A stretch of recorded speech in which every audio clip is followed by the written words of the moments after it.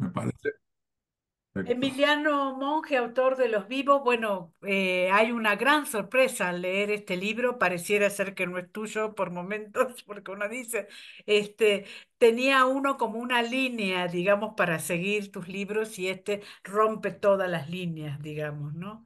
¿Cómo es eso? Bueno, primero, hola, ¿cómo Hola, estás? hola, ¿qué tal, Emiliano? Todo bien. Sí, yo creo que hay entre todos mis libros hay como unas rupturas grandes, ¿no? Salvo entre no contar todo y justo entre el final, que siempre los pensé como dos libros, o sea, como el lado materno y el lado paterno. He intentado siempre como hacer rupturas que tuvieran que ver con diferentes temas, o con la historia, o con la arquitectura, o con diferentes asuntos que hicieran que la escritura para mí siga siendo un reto y una manera de reaprender el lenguaje, ¿no? O de pelearme con el lenguaje. Esta vez creo que es mucho más evidente porque el cambio es en el estilo, digamos, más bien en el fraseo, ¿no? En el lenguaje.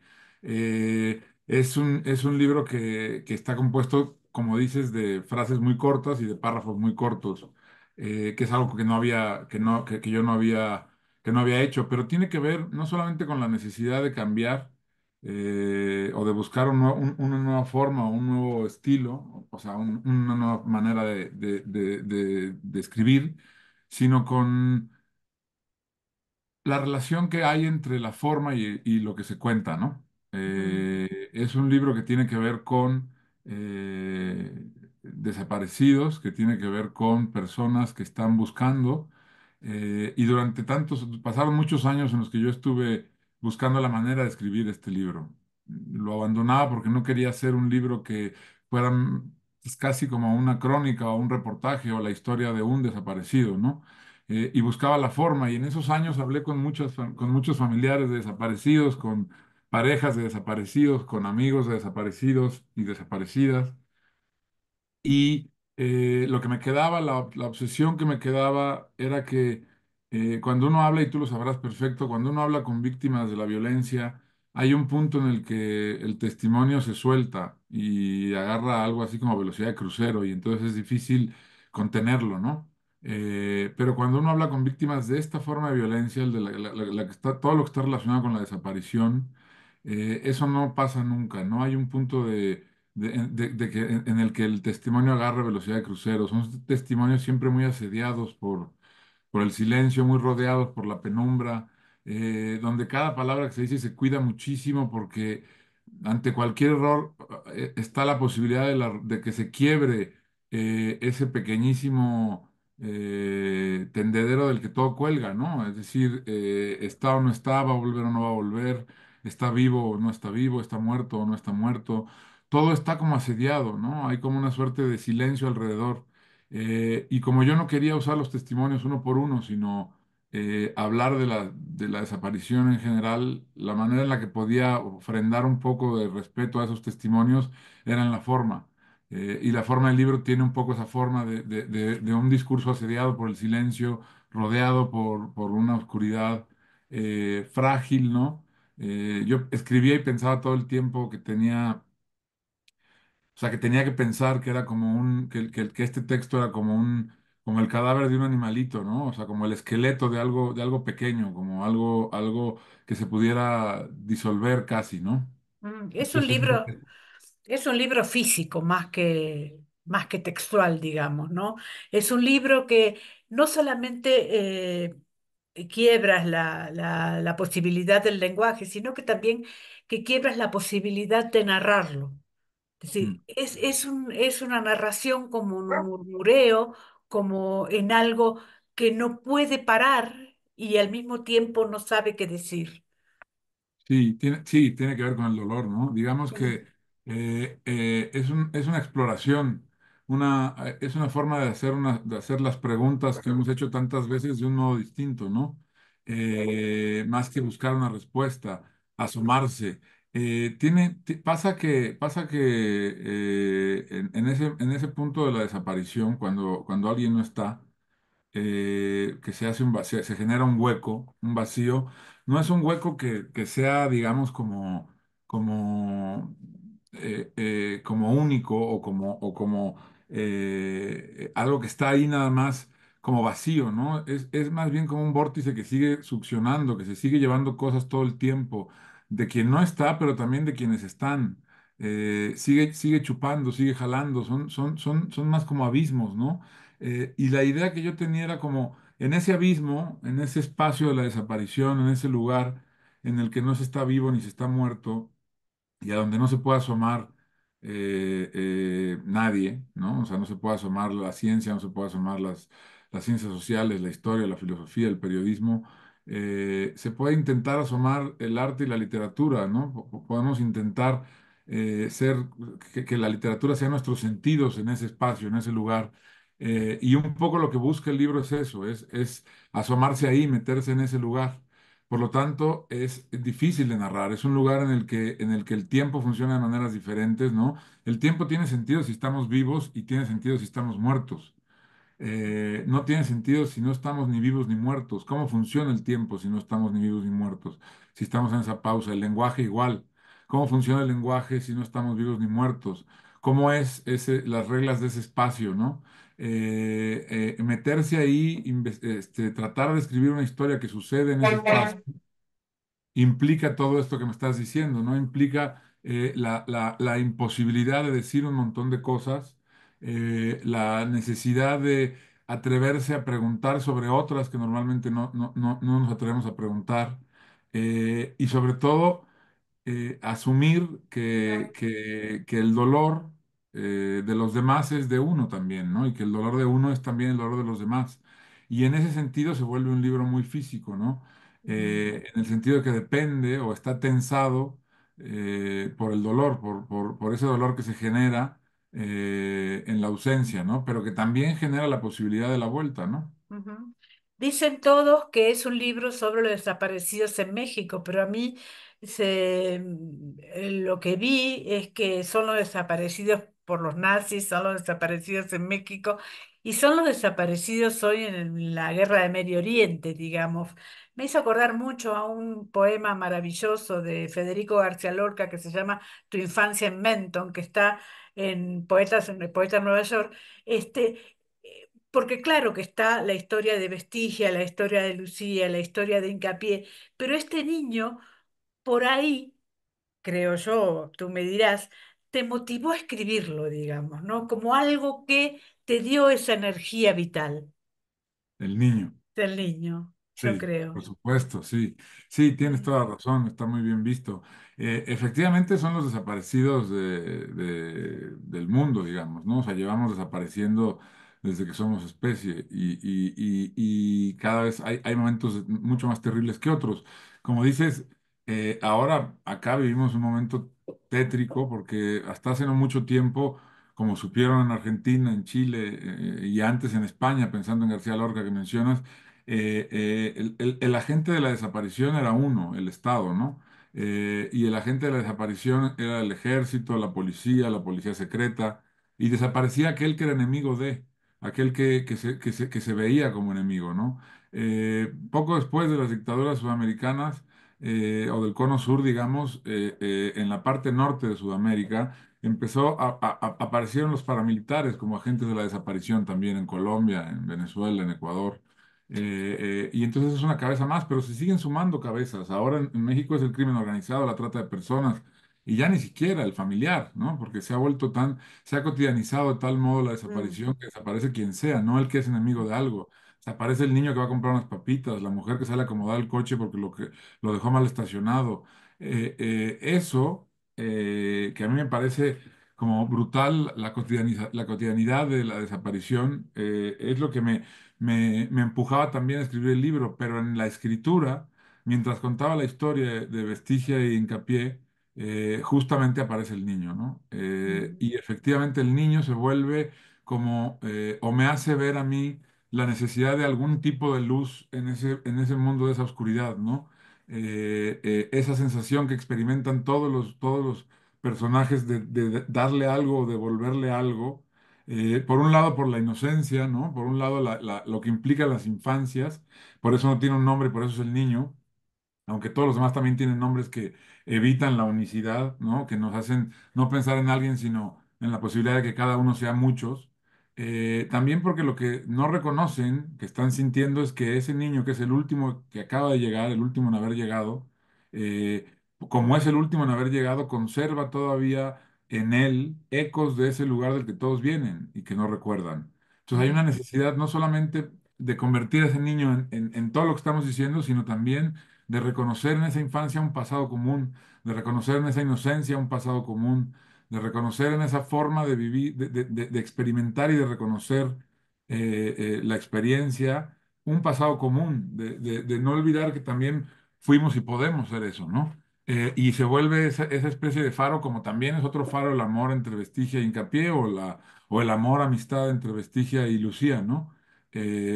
O el asunto de Lucía con los animales, con esta idea que tenemos que es parecido a lo del niño, ¿no? Esta idea que tenemos llevamos décadas humanizando a los animales y en vez de animalizar al ser humano, ¿no? Eso es otra cosa que funciona en el mismo sentido, diría que funciona la historia del niño, ¿no? Ahora, tú dices que no sabes dónde está el dolor. Pero también creo que no sabes dónde está la palabra, porque últimamente creo que es una metáfora, me parece a mí, de este diálogo que tenemos en el mundo, que es debate, debate tras debate, y no hay ninguna determinación, digamos, ¿no? No hay ninguna oración que diga, bueno, esto es así, ¿no? Todo es debatible, todo es relativo, todo es... y entonces la palabra no sabemos dónde está. Y me parece a mí que entre el dolor y la palabra construyes esta novela. Ahí está el asunto de por qué el lenguaje de la novela es como es, ¿no? Y lo hemos platicado otras veces tú y yo, ¿no? Sí. Esta idea de que lo político en un libro está en el lenguaje que utilizas para escribir, en las palabras que eliges, ¿no? En cómo te atreves a romper con la inercia de lo que se está imponiendo como discursos lógicos, pero en realidad discursos vacíos, ¿no? Vacíos porque la repetición de una palabra la vacía. Pero además es tan sencillo como hacer el ejercicio. Si uno se pone a repetir una palabra una y otra vez, cierra los ojos y sigue y sigue y sigue, hay un punto en que la palabra se vacía. Hasta que no la dices de otro modo, vuelve a cobrar sentido. Hasta que no la vuelves a ver de otro lugar, vuelve a cobrar sentido. Y esto pasa con la palabra, pero también con los discursos.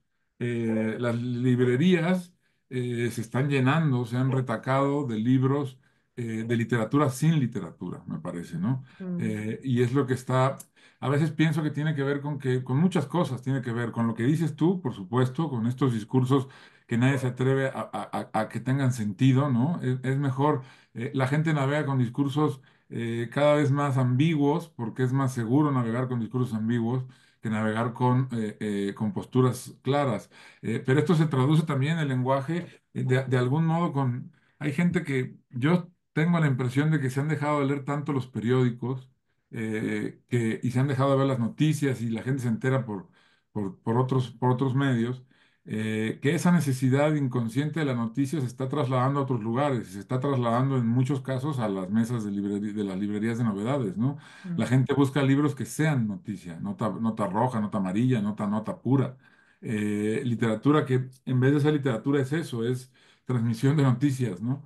Y a mí me parece que la literatura no puede renunciar al lenguaje y a imponerse como ejercicio, que cada texto esté escrito con un lenguaje eso, diferente al lenguaje del poder, diferente al lenguaje de la cotidianidad, que nos va a empujar, si mezclamos esto con la historia que cada uno quiere contar, a un lenguaje específico para cada historia, a una forma de nombrar, o de intentar nombrar, o de encontrar la manera de nombrar cosas que no han sido nombradas, ¿no?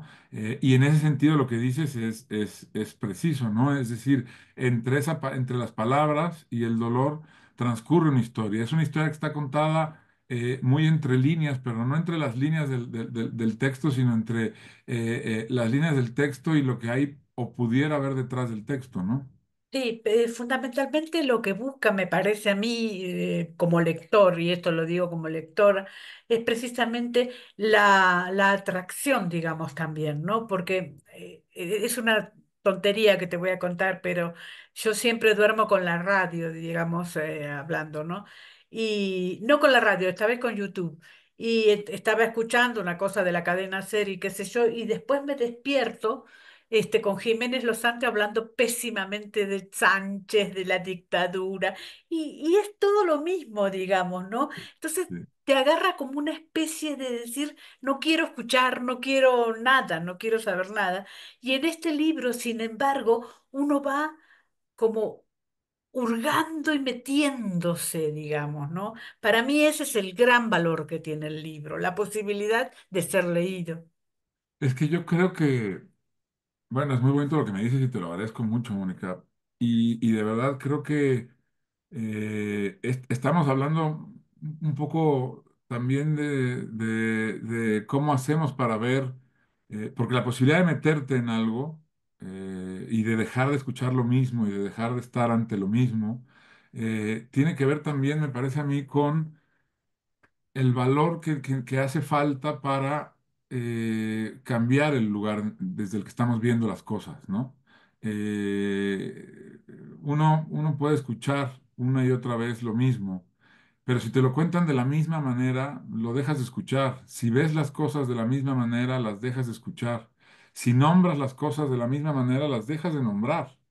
Y la literatura puede hacer que este punto de vista que está, conmoverse así, Mm, nada, un milímetro, todo lo que está viendo se convierte en algo diferente. Y en esa cosa que ves de manera diferente, vuelves a ver. Vuelves a ver, un poco está, por eso en la novela empieza o tiene antes de la novela esa plática entre Vestigia y Lucía de las ranas, ¿no? De cómo las ranas no ven más que el movimiento. O sea, si una rana está aquí y está todo esto que tengo yo delante, no lo ve, no existe, no está por la repetición, porque lo vio un millón de veces, porque ya no mm, está. Tiene que soplar el viento para que se mueva eso, o tiene que llover para que las gotas le cambien la vibración a todo eso para que ella pueda ver. La rana solo ve cuando algo mueve lo que está viendo. Y yo creo que la literatura tiene que tener el compromiso de mover lo que está tratando, lo que ya no estamos viendo, porque por exceso de ver. Y hay que meterse ahí, ¿no? Como dices tú, hay que tratar de entrar, pues, o sea, y ese movimiento es el que nos permite las palabras, si abren huecos, digamos, ¿no? Hay un tema que marcas con el tema del viento cuando Vestigia y el niño se dejan absorber por ese viento, digamos, ¿no? Ahí también tiene una clave la vida, digamos, ¿no? El viento que nosotros le queremos dar cambia perfectamente toda la vida, digamos, ¿no? Digamos, por ahí no solemos ser tan individuos como pensamos, pero sí cambiar un poquito el viento que viene, ¿no? No, tal cual, ¿no? ¿Quién era el poeta que decía, yo creo que era amigo de Lorca, pero no me acuerdo Ajá. quién, que decía brincar y que el viento me acomode, ¿no? Mm. Que era lo Sí. único que quería, ¿no? ¿No era Y Machado? Me parece, no sé. puede ser Puede que fuera ser. Machado, sí, sí, Sí, ¿no? creo que sí, yo creo, pero bueno, hay que... No, sí, sí. Y, y, y, y eso pasa un poco con los personajes de la novela, ¿no? Claro. Está el viento, porque además también está el asunto de la contradicción. Por ejemplo, la contradicción de Hincapié, ¿no? Mm, Hincapié tiene claro que quiere estar con Vestigia y que para estar con Vestigia tiene que impedir que Vestigia encuentre lo que está buscando. Pero mm, también tiene claro que Vestigia necesita encontrar, ¿no? Y que Vestigia solo va a estar en paz si encuentra y por lo tanto si deja de estar con él, aunque ella tampoco quiera. mm, Entonces, hay una cuestión como de dejar en mitad de todo lo que está pasando y de toda la voluntad que hay por lograr algo, hay una suerte de rumor menor, ¿no? Que lo va dejando, que le impone el dejar hacer, el dejar pasar, como un viento más suave, digamos, ¿no? Por debajo de ese otro viento de la voluntad, digamos, que a veces no escuchamos ese otro viento y que es el que dices, el que bien puede ponernos en el lugar que realmente nos tocaría o deberíamos dejar nos deberíamos dejar habitar también, ¿no? Es como los terremotos, que se creyó toda la vida que había una onda que es la que se mide, y que era la única onda que nos podía hablar de los terremotos y apenas hace poco se descubrió que hay una onda mucho más pequeña, mucho más ínfima, ¿no?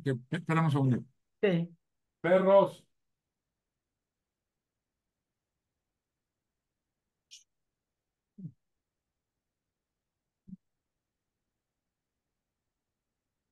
Perdón, es que mis perros se pusieron locos. Sí, sí, ya vamos terminando de todas maneras. Lo que que, te que- quería, que- que es una onda que es más pequeña, que está por debajo y que explica más de los terremotos que la onda evidente, digamos, ¿no? Eso también, ahora también es cierto que todos en el Sí, mundo somos supervivientes, digamos, ¿no? Como antes hablábamos de la supervivencia como un estado poético, ¿no? Voy a sí. sobrevivir, pero ahora no es así, ahora eh, estamos totalmente a expensas de lo que la vida nos vaya diciendo. Yo tengo para pagar la renta hoy, pero no sé si la tendré para pagar mañana, digamos, y eso en general, digamos, ¿no? Mm. Entonces, tú hablas ahí de un embarazo y hablas ahí de cierta cosa optimista, no sé, a lo mejor yo pienso que hay como una cosa optimista de sobrevivir, pero sobrevivir con todas las letras, ¿no?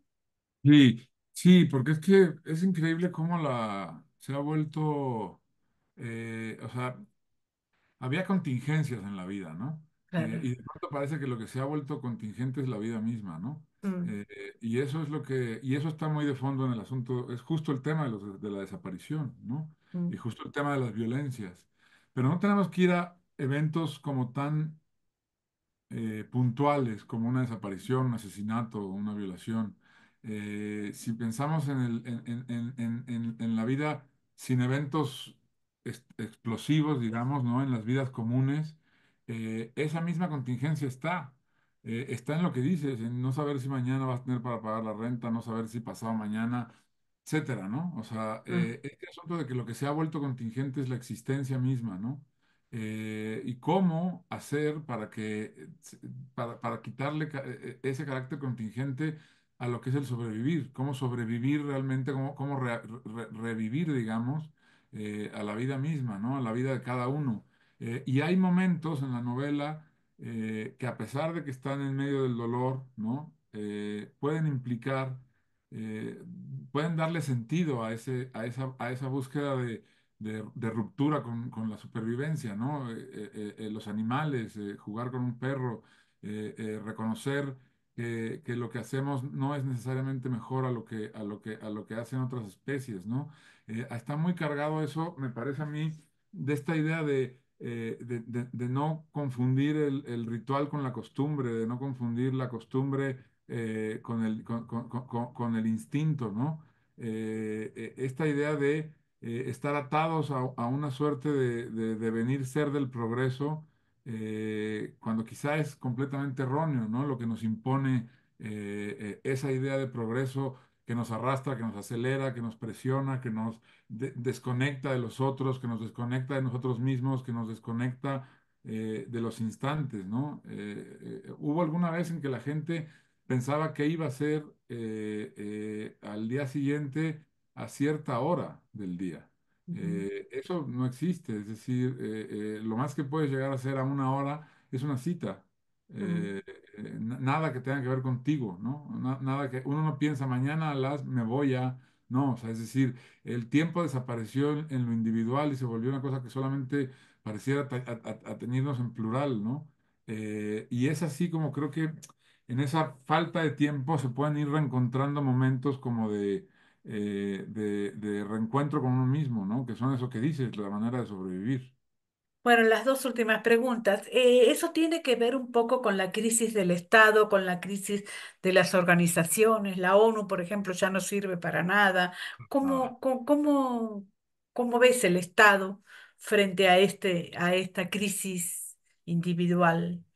Yo siento que la crisis siempre, o sea, evidentemente veo que las instituciones están pasando por un pésimo momento. La ONU ni se diga, el momento en el que está el mundo es Sí. terrible, obviamente. Me parece a mí que tiene que ver con que dejamos que se divorciara demasiado la idea de sociedad civil de Estado. Es decir, que en tanto nos veíamos los ciudadanos como parte del Estado, teníamos una relación muy diferente con las instituciones a lo que pasó cuando nos confundimos pensando que la sociedad civil era algo que era independiente del Estado, ¿no? En vez de ser parte fundamental. Los gremios, los sindicatos se sabían parte del Estado, del gobierno. Cuando nos volvimos todos ciudadanos y ya,